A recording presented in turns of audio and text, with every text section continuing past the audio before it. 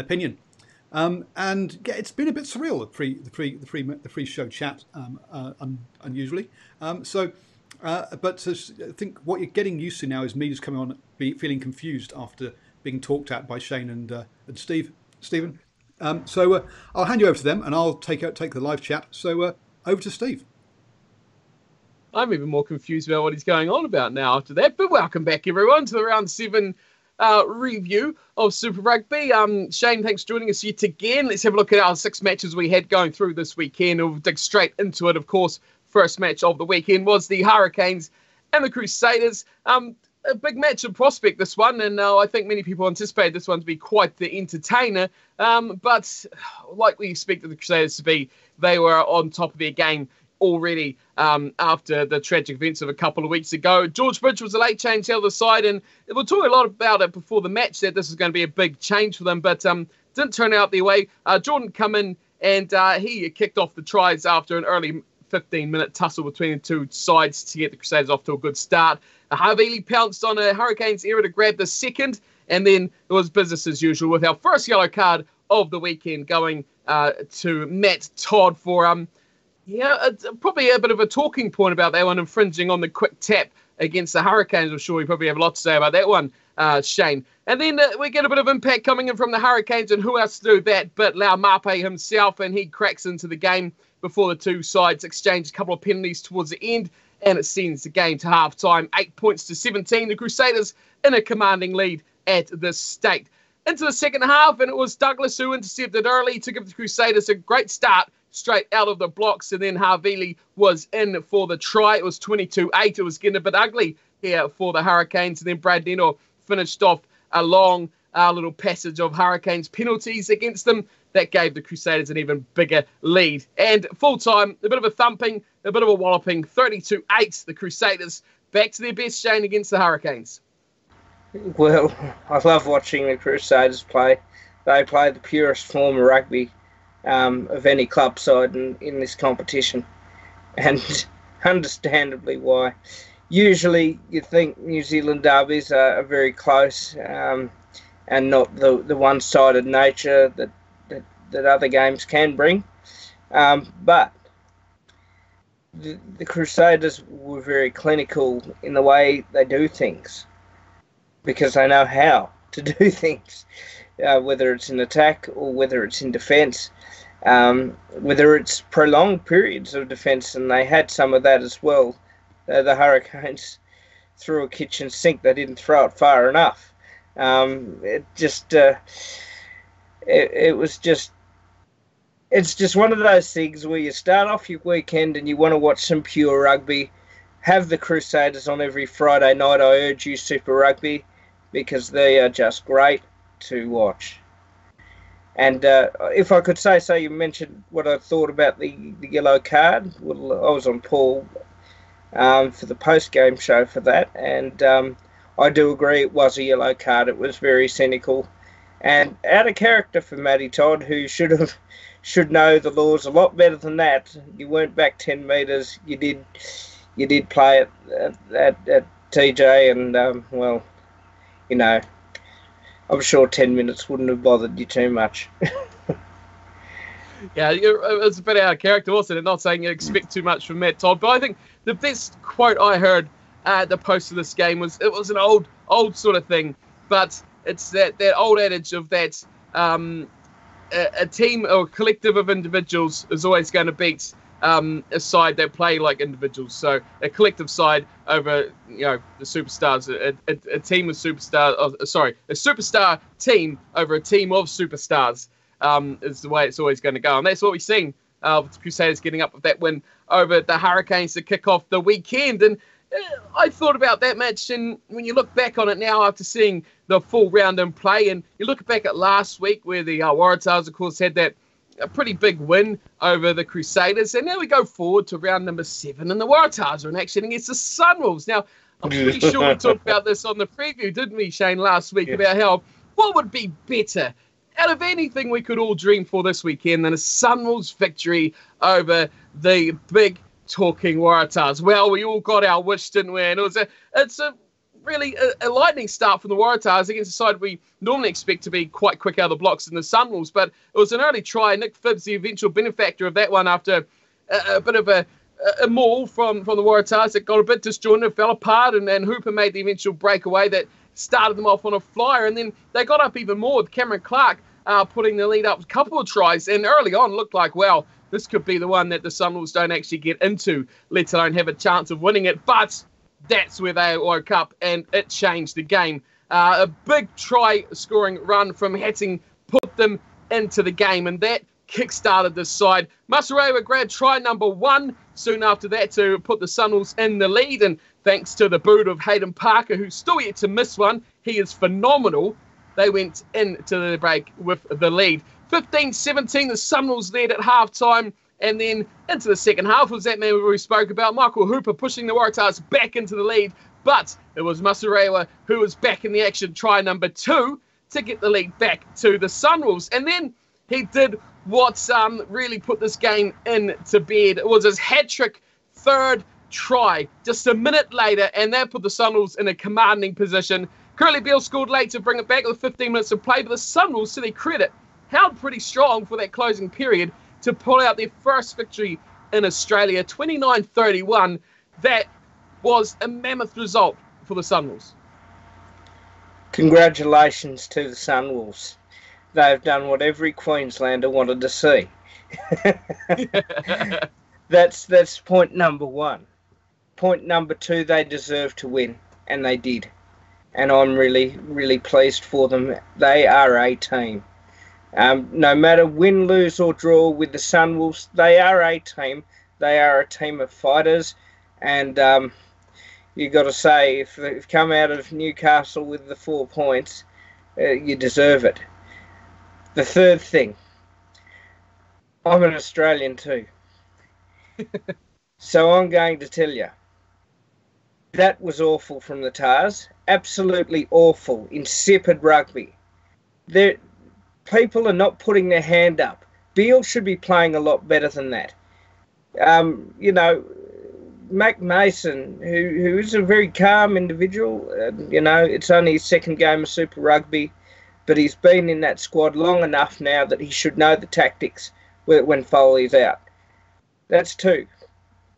Number 3, if you want a Wallabies jumper, there is an adequate standard of performance you must play to, and they failed in all regards. Now, that's not the fault of the Sunwolves. They turned up and wanted to play rugby, and they wanted to win.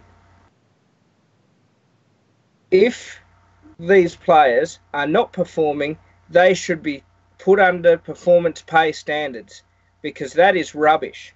Absolute garbage from the Waratahs, but nothing that we've expected from the last 3 years. Rant over. The Waratahs are copping it. I think deservedly so too. I mean, absolutely. They were talking of such a huge game. And I mean, you beat the Crusaders. Yes, it was very much underperforming Crusaders, but they did do that. You fair play to them, but you've got to back it up. And if you can't back up against the Sunwolves, then you're in a bit of trouble. And the Waratahs definitely not good enough to win that game. And I love the Sunwolves. I just love the Sunwolves, the way they play. And they've got something that no other team can offer. And they've got a goal kicker that will get you points. He'll get you give it 3 points, he'll get it for you. Score a try, he'll get you the extra 2. Do whatever. He's going to nail your kicks. He is just outstanding.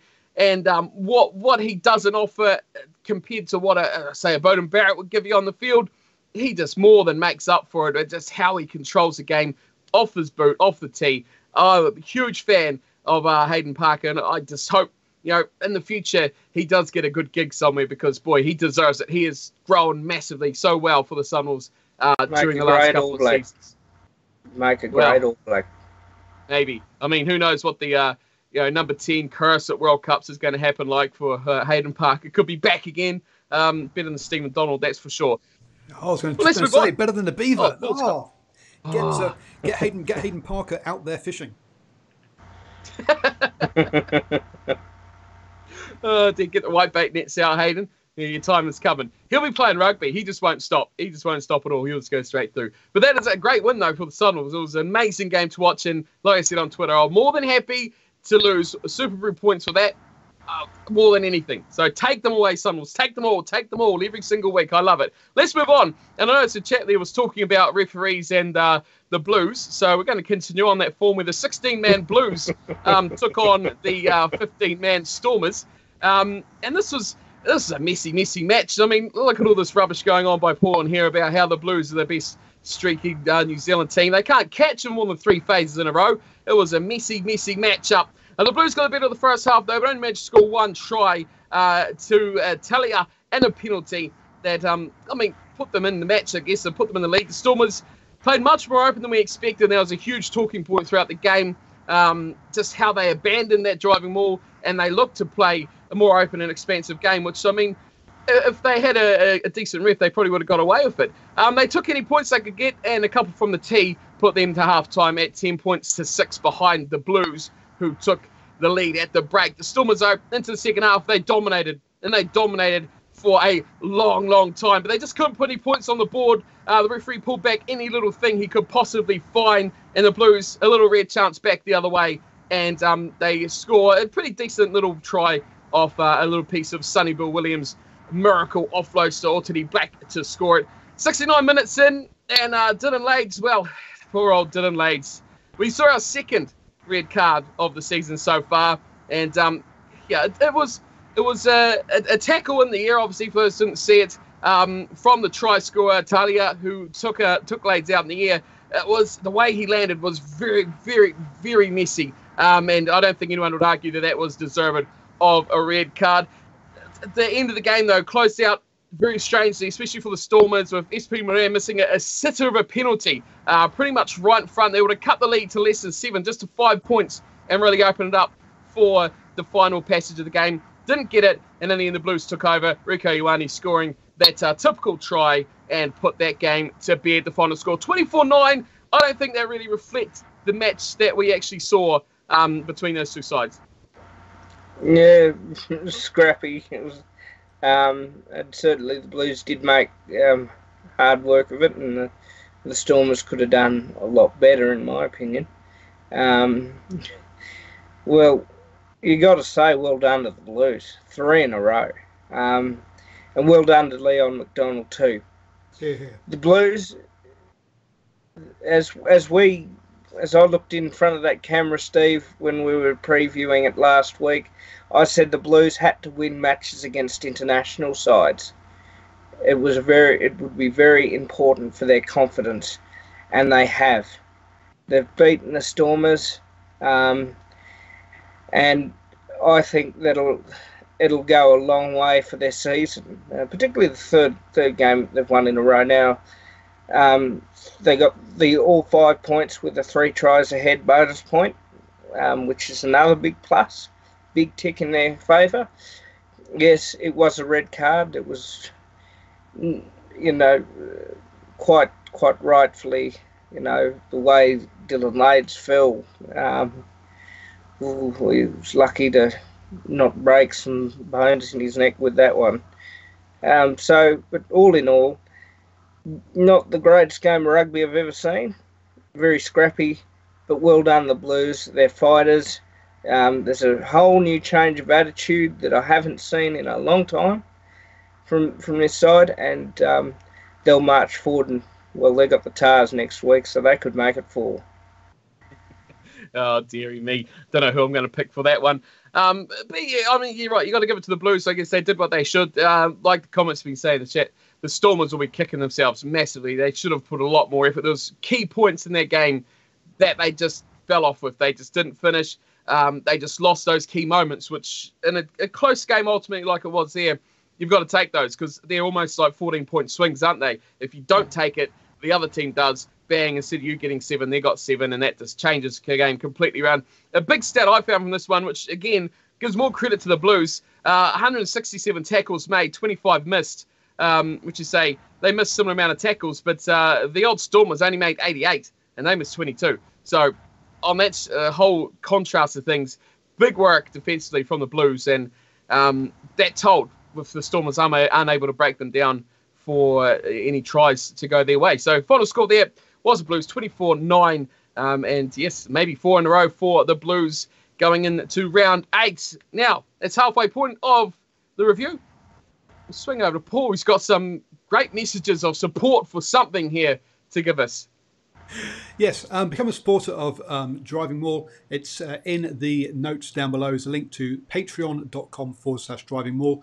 I will be talking about the proposed law trials that they're having that are coming out on For Your Ears Only this week, and also about Super Rugby Asia League as well. So if you want exclusive access to those opinion pieces, then become a Patreon. It's just a little $1 a month, and it helps me to bring you this free content as well. So become a Patreon down below. Really could need your help. Thanks. There we go. All the paywalls done now. We can move on for the rest of the show. Moving on, and it's your Reds. I'm sure you got a lot to say about this match, the Reds versus the Rebels, and I'll leave you to talk about the real problems here with the Reds. But what happened in the match? It took until the 39th minute for either side to score a try, and it was the Rebels that dotted down just with a minute to go. Quade Cooper popping away nicely to Maddox on the wing. And that was it for the first half. The two sides getting a couple of penalties throughout. And half-time, it was 11 points to 6. The Rebels with the lead. But it looked like neither side really wanted to score any points in that first half. Into the second, though, and things did change quite significantly. The rolling maul got going for the Rebels, and Rangi come in and dots down straight after the break to extend that lead up. Minutes later, it was a mistake from the Reds. Poor carrying, poor passing. Poor continuity, I guess you could probably call it as well, through their back line. Towed ahead again, Cooper, putting it on the foot, letting the young buck do the running, and Maddox was in again, speedster, to score his second try of the game. The Reds got a bit more into the match as a draw on, but they failed to really grab any sort of reward until very, very late, where it was a big boy Tupou scoring with 5 minutes to go. He got the big ball rolling and got them into double figures, which is probably the only positive they can take out of the match. The Rebels did tussle back for the bonus point, though, and Rob Liotta coming on and scoring after quite a patient build-up for the Rebels to score right at the end, close to the line. And not too many highlights, but 32-13, the Rebels taking that one quite comfortably over what you're probably saying now, disappointing performance by the Reds. Yeah, it was. I said again, when I looked in front of the camera last week, I said, when we all previewed this, I said, if the Reds went down and they went down with a fight and it was close, then I wouldn't care. And you know me, fans now out there, you know that's my opinion. I'm not saying they didn't fight, but the Rebels were better. And Africa, the tour of South Africa was a distant memory. The Lions game that happened a couple of weeks ago, the Sharks, that's all gone. They're back home now. They ripped in, they won with a bonus point, and they won pretty easily. And they won because two former Queenslanders had played very, very well. And that's not an excuse on the Reds fans' part. We've got to find a 10. You know, we can't just win games with on the back of just Samu Karevi or these young forwards, these young Lions, these young Warriors that are really developing well under Brad Thorne. Now, is it something that we've got to look at coaching-wise? Is it something that they've got to look at tactical-wise? I say tactical-wise because every time there's been a change of 10, it's not quite working. There's a 10 that's working at the Rebels. He used to wear our jumper, but you know, I mean, the snakes were hissing and the dingoes were there and the dogs were barking every time Cooper touched the ball down at the pub. And you know, so, but in that regard, you know, he's moved on, and that's great. And the Reds just have to take things week by week because it's a struggle. The Reds are playing that young player card, aren't they? I guess that's probably an area they've really lucked out. They've got a lot of good players, a lot of young players, a future I think, of the Australian pack lies within the Reds. But a lot of the back line, it is a bit of an issue. And looking at the table, there's a bit of issue going on for the Reds as well. They are on equal points with the Sunwolves. And I mean, take nothing away from the Sunwolves, but that is a point that you don't want to be at. As any Super Rugby Australian team do not want to be down there with the Sunwolves. And I mean, that's the big thing for the Sunwolves, that they need to keep that up and actually force that upon the other sides to be beaten by the Sunwolves and their penultimate year ultimately. But yeah, poor from the Reds. But thankfully, I picked that one to come out on the Rebels side, so I'm quite happy with how that one went. Hopefully, more improvement though for the Reds in future. Good team, and in the process, I think we can call it. Moving on to our second to final game of the round, and we moved over to South Africa, the Sharks versus the Bulls. And I've summed up the first half. A lot of penalties, messy rucks, missed kicks, offsides, forward passes, offloads, desperate plays, breaks, and mistakes all over the shop. It was windy, and neither side prepared. Neither side were prepared. Neither side adapted to it at all.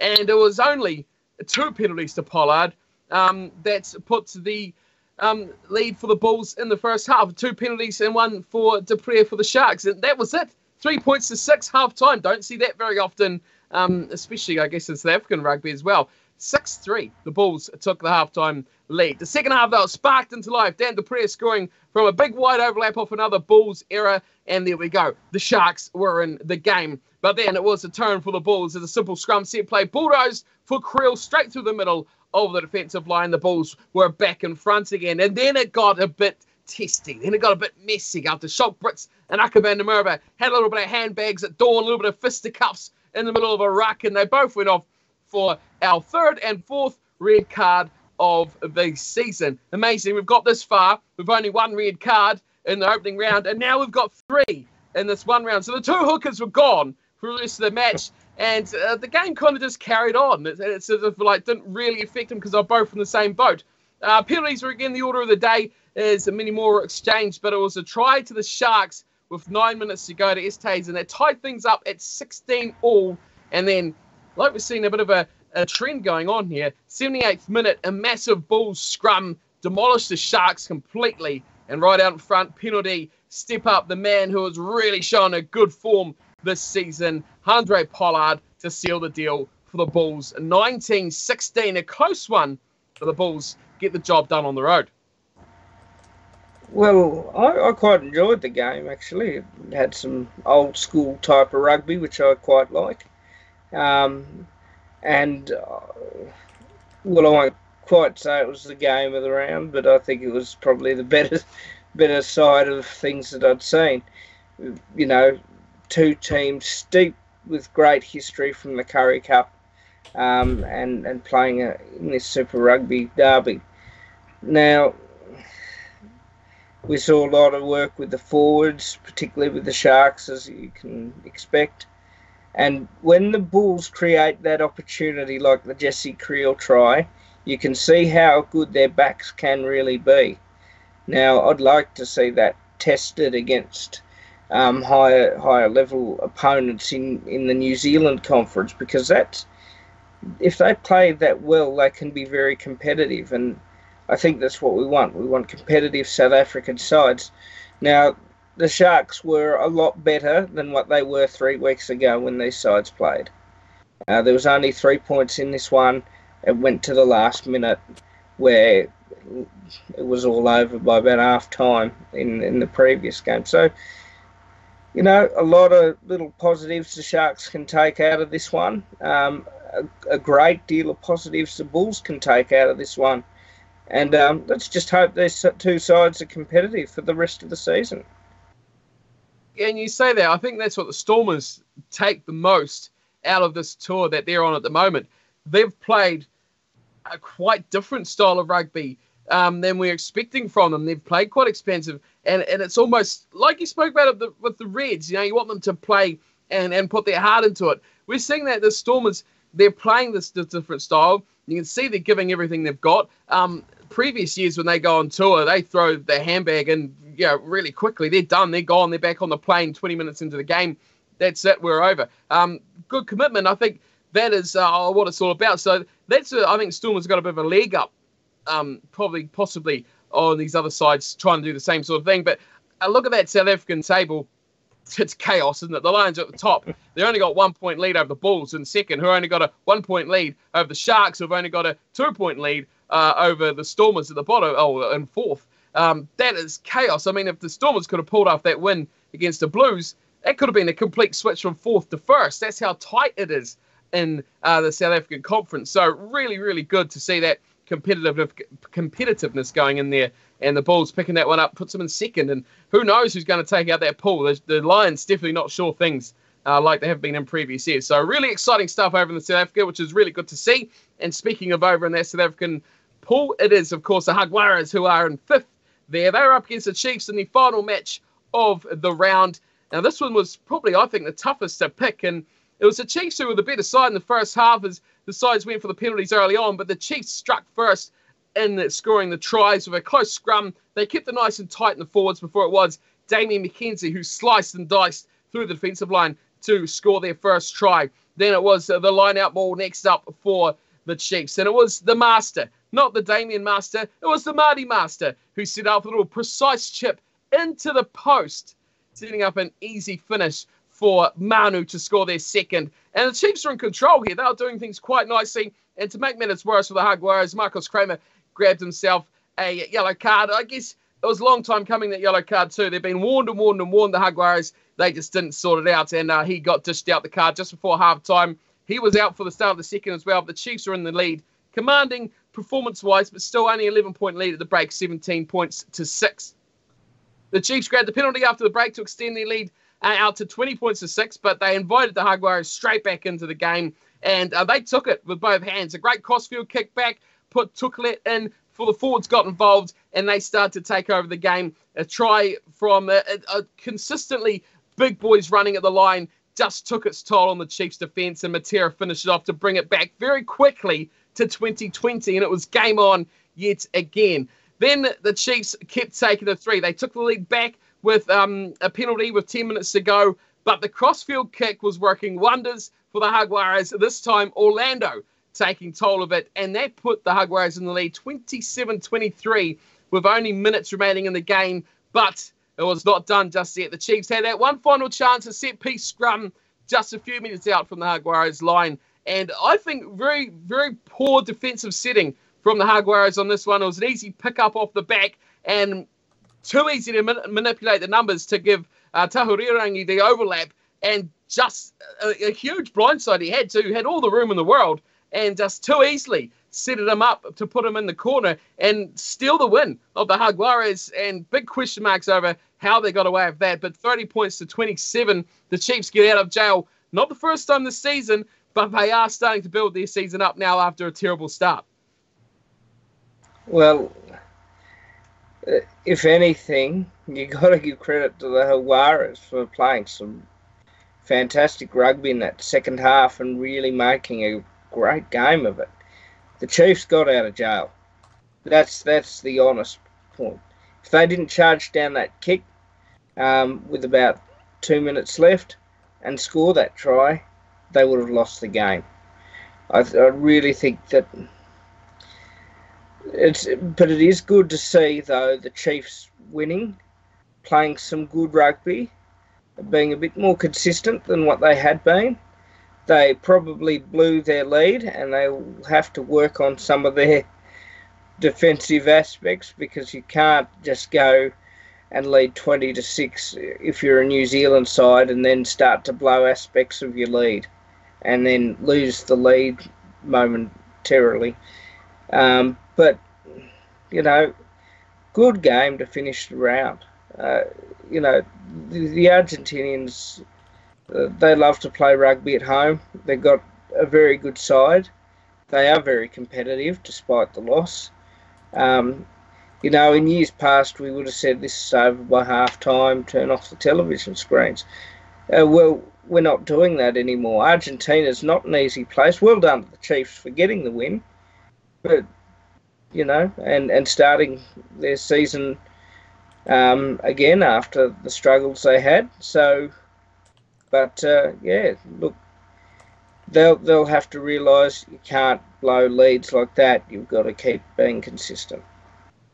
Yep, falling asleep in the second half never helped anyone. And the Chiefs almost paid the ultimate price on that one after really commanding that for ourselves. What I found real funny about that game was the crowd roaring into action when the Jaguares did saying, great. The Chiefs scored a try. You'd think it was a zero attendance training match. It was absolute, just deadly silence. And it was remarkable. It was quite funny. But that goes to show the passion that those fans have over there, don't they? They love their team. Fantastic. And, yeah. Great support at home, which is what you want to see as well. Well, that does wrap us up. Close fought win at the end there for the Chiefs to close the round out in an exciting little matchup for Sunday morning. But we're done and dusted for another week. Perfectly on time, as always. I think I can, actually nail the timing thing for once in my life. Paul, I'll throw it to you, sir, to wrap us up. From me and Shane, though, thanks for watching you run. We'll see you next week for round 8. Thank you, guys.